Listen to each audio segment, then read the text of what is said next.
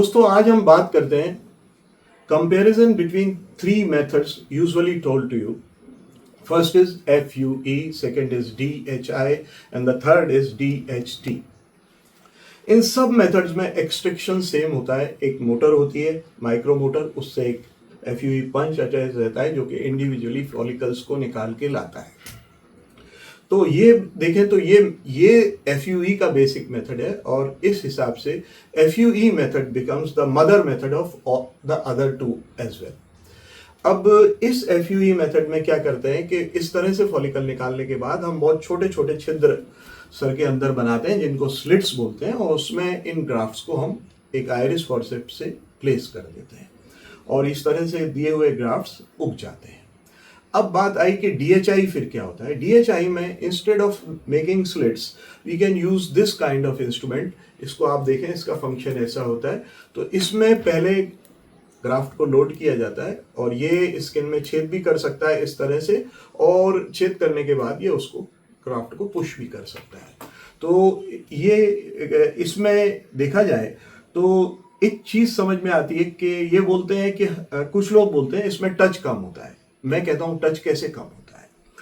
पहली बार तो आप एक आयरिस फॉर्सेप्स से फॉलिकल को उठाओगे और इसके छोटे से नली में घुसेड़ोगे, अंदर डालोगे, उसमें एक टच हुआ. और उसके बाद दूसरी बार जब ये स्किन को टच करता है तो स्किन का सरफेस टेंशन भी इसको और फॉलिकल को रेजिस्टेंस देता है, तो ये दूसरा टच हुआ. तो इस तरह से दो टच इसमें भी हो गए. अब बात आती है कि फर्क क्या है. एक्सट्रैक्शन तो सेम तरह से है और इम्प्लांटेशन में ये लग गया तो फर्क आ गया. इसमें आप प्री मेड स्लिट्स भी यूज कर सकते हो और इसके द्वारा भी स्लिट्स बना सकते हो. जो एनेस्थीसिया रिक्वायर्ड है वो दोनों मेथड्स में सेम है, उसमें कोई फर्क नहीं है. जो एनेस्थीसिया DHI में होता है वही एनेस्थीसिया FUE में भी होता है. डेंसिटी अचीव्ड की बात करें तो कंपेरेबल होती है, बहुत फर्क नहीं होता. फिर से मैं कहूंगा कि ये इस चीज पे ज्यादा डिपेंड करेगा कि आपका सर्जन कितना एक्सपीरियंस्ड है और वो किस में कंफर्टेबल फील करता है. बेसिकली देखा जाए तो ये जो मेथड है DHI का, this is a modification of FUE method and it is really advantageous when you are doing a moustache transplant, eyebrow transplant और only the front of the scalp. Definitely उस समय इसमें फायदा मिलता है. तीसरी चीज जो इसमें फायदा मिल सकता है वो ये कि अगर सर्जन को कंफ्यूज हो रहा है वो इस बारे में कि मेरे को डेप्थ कितनी रखनी है, मेरे को डायरेक्शन कितना रखना है ना, तो उस समय this could help him if a surgeon is confuse.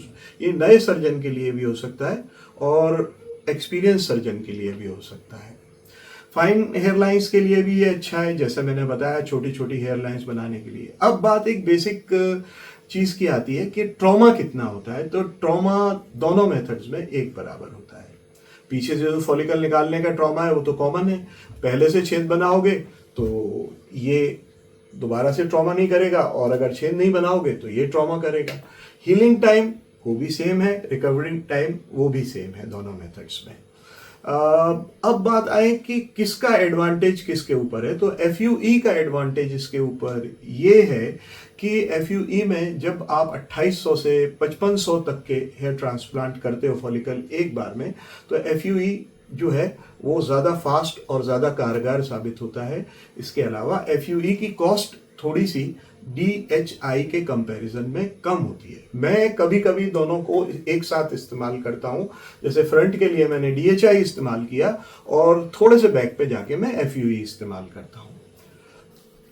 अब बात आती है कि दोनों टेक्निक्स में से अच्छी कौन सी है. तो मैं आपको ये बोलूंगा कि दोनों ही टेक्निक्स बहुत अच्छी हैं, बहुत कंपेरेबल हैं.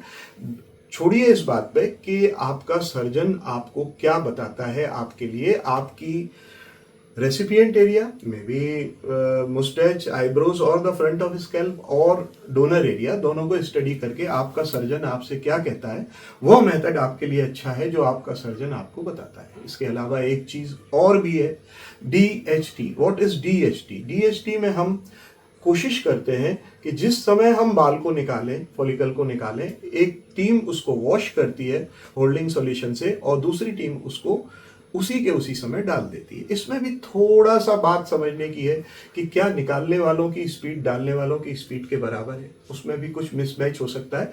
तो इस तरह से अगर प्रैक्टिकली इसमें देखो तो 15 मिनट से ज़्यादा का वेटिंग टाइम नहीं होना चाहिए, तो उसको हम DHI बोलते हैं, डायरेक्ट हेयर इम्प्लांटेशन। अब फिर कहूँगा कि किसी भी चीज़ से मेस्मराइज मत होइए, किसी भी चीज़ के बारे में बायस मत होइए, किसी भी चीज़ के बारे में ग्लैमराइज मत होइए, क्योंकि ये सब चीज़ें थोड़ा थोड़ा सा फ़र्क रखती हैं। बट आपके सर्जन से पूछिए कि आपके लिए अच्छा क्या है, वो आपको ज़रूर बताएगा कि तुम्हारे लिए अच्छा क्या है, क्योंकि आजकल सब लोग सब कुछ करते हैं।